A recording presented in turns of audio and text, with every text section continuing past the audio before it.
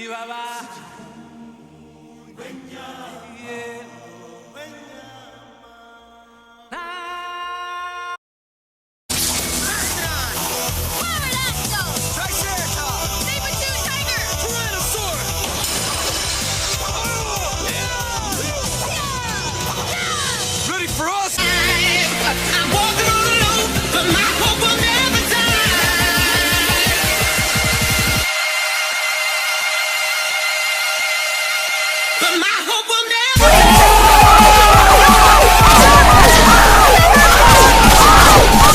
you're so smart, what number am I thinking 13. Of?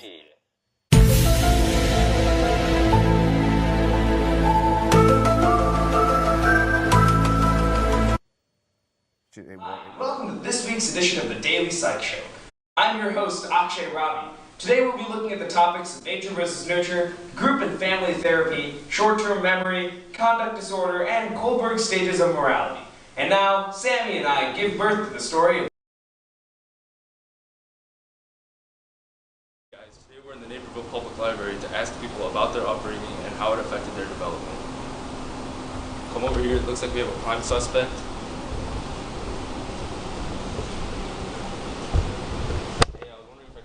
Questions about your childhood. Alright. How many times do you think you ate dinner with your parents? Like once or twice a week as a kid. Oh, so how much time did you usually spend with them? Enough time. Alright, so when you're spending time with them, do you think they intellectually stimulated you to reach your fullest potential? What does that even mean? Well, there you have it, folks. Looking at the other side of the nature versus nurture argument. Here's our first specimen. Hello there, can I interview you? Of course. What's your name?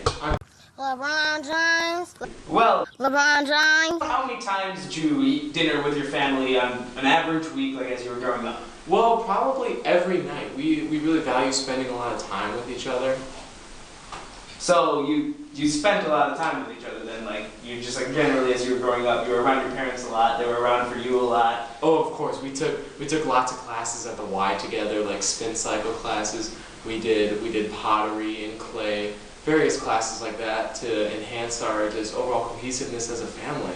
So did you feel like you had a very intellectually stimulating environment? It was like you were able to find your fullest potential, like yourself to that? I have no doubt in the validity of that statement because I think my family has helped me reach my fullest potential. Love you, Mom. Well, there you have it, folks.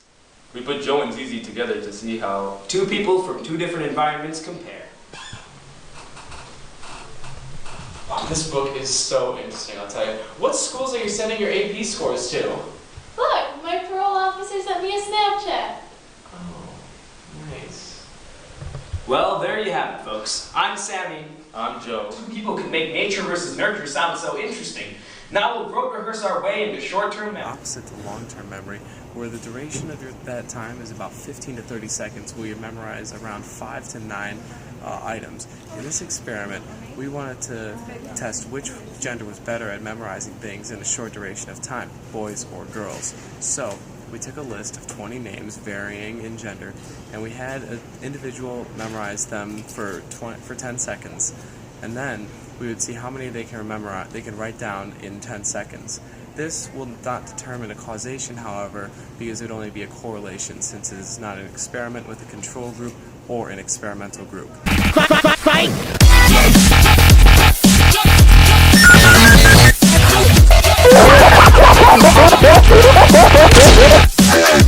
Therapy takes a humanistic approach in which there are more than one person talking to a therapist.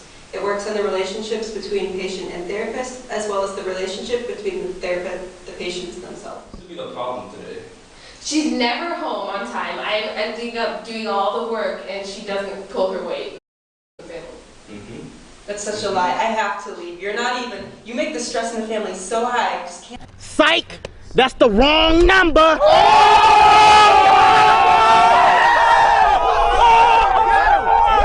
can't stand it anymore. I have to leave. Mm-hmm. That's the problem.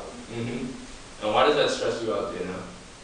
Because it's like we're not even there anymore. Like I don't know you, you don't me. We just feel it's falling apart. I feel the exact same way. Well, how can we work together to compromise on the situation? We can spend more time together. We could take a pottery class. Just want to be like Joe Crevity's family and have nice family bonding. That's all I want. Okay, so let's do that. Well, I That'll be good. think what you guys need is to spend more time together. Yeah, and work out the We'll issues. do We're that. taking family pottery. It's a thing. I got a lot of help with that group and family therapy sesh. Now we're going to take it over with Zizi and Anisha. We're going to be teaching us how to act in public with conduct disorders. Basic id, ego, and superego of Freudian principles. The id is the desire and the instincts, so the childlike consciousness of that individual. The superego is an ethical guidelines set by the world, and the ego is the balance between the two. People with special needs or men don't have an ego, and they have trouble with balancing two principles. But those with conduct disorder have all three, and they choose to misbehave.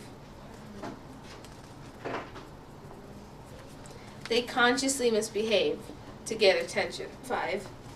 Conduct disorder is described as the behavior not following social norms, while the mental disability, ability to follow proper social norms. Describes morality in a set of 3 stages: pre-conventional, which is avoiding consequences; conventional, which is doing what is right because it's the rule; and post-conventional, doing what is right because it's right. I'm going to talk to a convicted criminal and try to figure out the thought process behind what he did. Good morning. Hi. So, what is it that you actually did? Well, I robbed a bank a few years back for about $5 or $6 million. And why do you think this was wrong?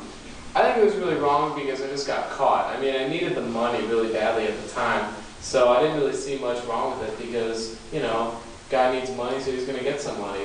I think it's really wrong that the police just caught me. Here we see in action the thought process of pre-conventional reasoning, doing what he did because he wanted to avoid consequences. This week's edition of the Daily Psych Show. I've been your host, Akshay Ravi. See you next time.